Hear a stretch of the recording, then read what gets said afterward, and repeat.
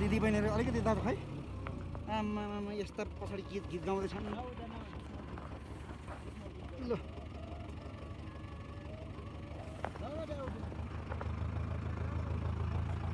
tractor पनि डर छ हाम्रो बाटो यस्तो छ है ए बाबा हाम्रो गुरुजीहरू दाजु दिदी ए तेरिका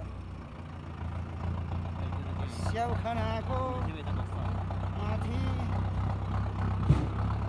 तल छ बाटो